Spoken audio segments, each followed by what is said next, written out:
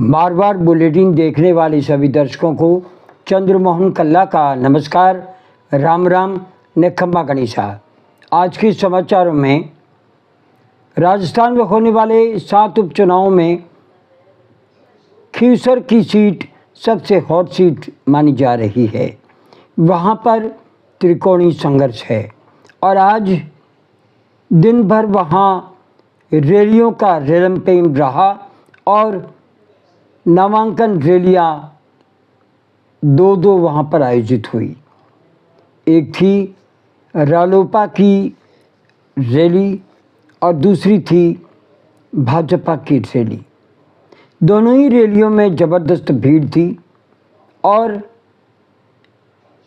भाजपा की रैली में मुख्यमंत्री भजनलाल शर्मा आए और उन्होंने सीधे रूप से रेवत राम डांगा के लिए कहा कि वे चुनाव भले ही हार गए थे, लेकिन जब भी वे मिलते हैं कागज़ लेकर के आते हैं और खींवसर की बात करते हैं।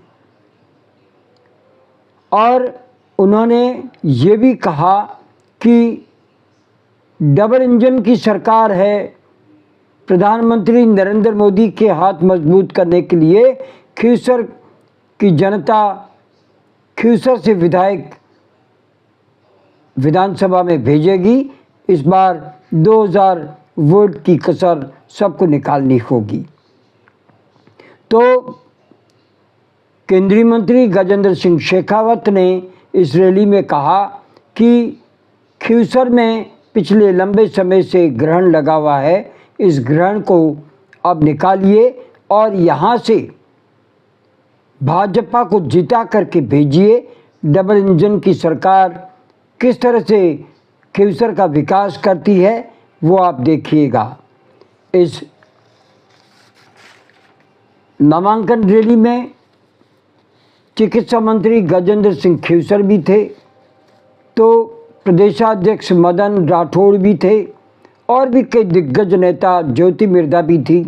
ज्योति मिर्धा ने तो कहा कि पहले माई फिर भाई अब लुगाई, ये संकेत दिया था हनुमान बेनीवाल के लिए। उन्होंने ये कहा कि रेवत राम डांगा आपके बीच के हैं और आपके बीच के कार्यकर्ता हैं, आप उन्हें जिताइए। गई बार की जो 2000 की कसर रह गई थी, इस बार ये पूरी होनी चाहिए।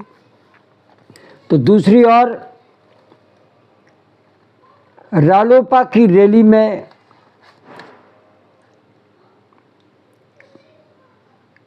हनुमान बेनीवाल ने कहा कि रेवत राम को वे बहुत नज़दीक से जानते हैं, लंबे समय तक वे मेरे साथ रहे, मेरे कार्यकर्ता रहे और कमीशन खोरी, सट्टा, जुआ, इसमें वे करोड़पति बन गए।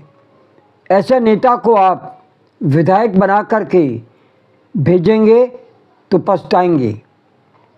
साथ में उन्होंने ये भी कहा कि भजनलाल मुख्यमंत्री है और पिछले 1 साल से 3 चुनाव खींवसर ने देखे हैं और हर बार हनुमान बेनीवाल जीत करके गया है, उसकी पार्टी जीत करके गई है। हम चिट्ठी सरकार नहीं है। भजनलाल शर्मा किसके इशारे पर काम कर रहे हैं ये सभी जानते हैं। सरकार यहाँ कौन चला रहा है ये सभी जानते हैं। और उस सभा में भी हजारों की भीड़ थी। आपको ये बता दें कि कांग्रेस ने गठबंधन पर भरोसा नहीं किया, तो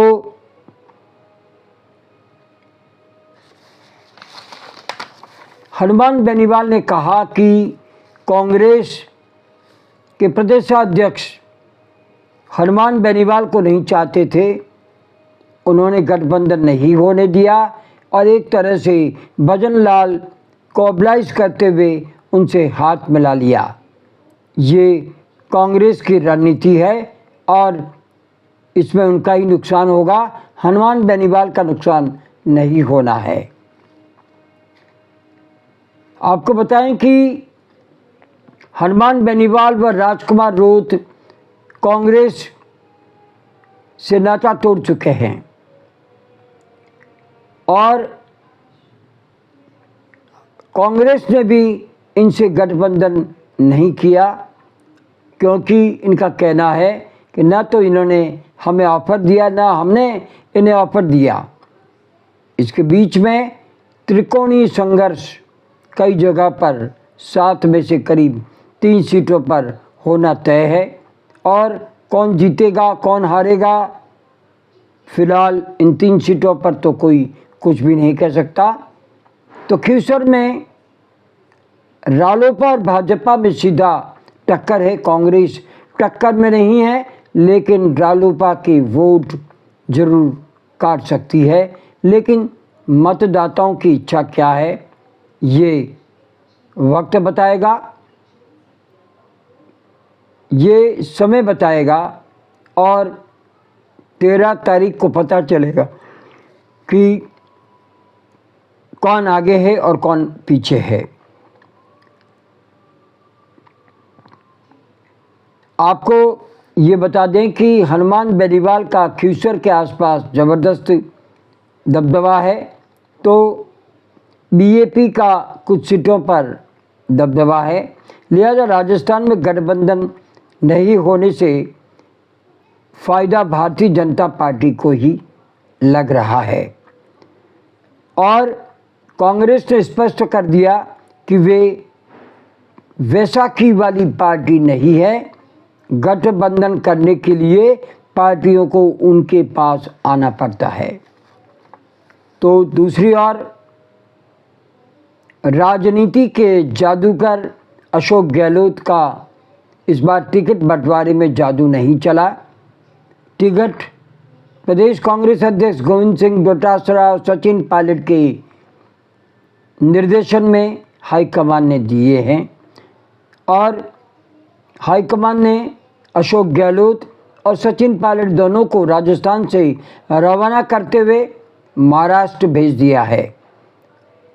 इस तरह से इस बार पूरा खेल गोविंद सिंह डोटासरा और प्रतिपक्ष के नेता पर आ पड़ा है।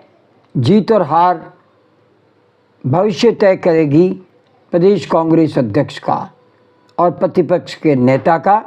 तो ये चुनाव परिणाम भविष्य तय करेंगे राष्ट्रीय लोकतांत्रिक पार्टी का कि उनका वजूद बचता है या नहीं बचता है। तो दूसरा, राजकुमार रोत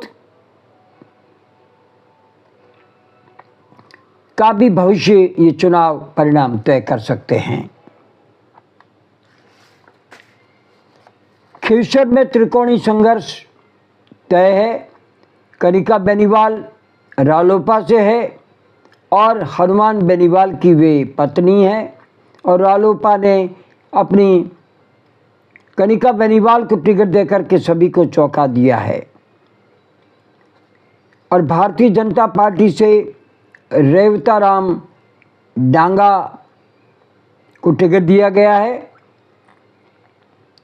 जो कि पहले हनुमान बेनीवाल से 2050 वोटों से चुनाव हार गए थे। तो कांग्रेस ने रतन चौधरी को टिकट दिया है, जो कि सवाई सिंह की बीवी है और सवाई सिंह पुलिस के अधिकारी रहे हैं। रतन चौधरी पेशे से डॉक्टर है और सेवानिवृत्त हो चुकी है।